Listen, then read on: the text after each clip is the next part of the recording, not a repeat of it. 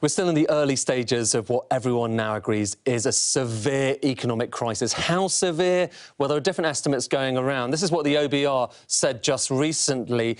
Quarterly economic growth here. So this is quarterly growth of the UK economy, national output, going all the way back to 1920. So that line is how much it's going up and down. You can see the 1920s depression, actually worse than the 30s in the UK. You can see World War II, a little break in the statistics, financial crisis. Look at this line, and let's add on what the OBR thinks the impact of COVID-19 could well be. An extraordinary fall. That would be the biggest quarterly fall we've ever seen, 35%. And the striking thing is Andrew Bailey, Governor of the Bank of England, thinks this is plausible. He's looked at the data that they're getting in, early data on the UK economy, and think that might well actually turn out to be right. And here's the worrying thing. The OBR thinks the economy could bounce back in the next few quarters, but Andrew Bailey says they're not quite sure about that. It may well be that it's even worse than what the OBR is sketching out. We'll see what they provide in their forecasts. But at the same time, we've had all sorts of different measures from the government. They've extended the furlough scheme to support workers in different companies. Why are they doing that? It's partly because of data like this. This shows you unemployment claims,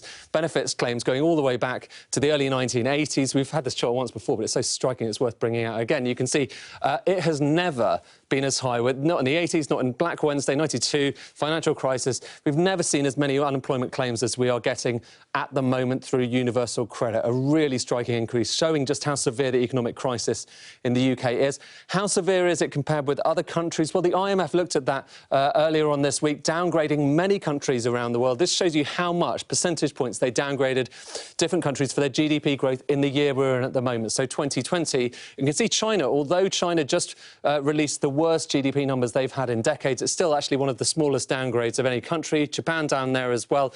The UK down by 7.9 percentage points, so is the US.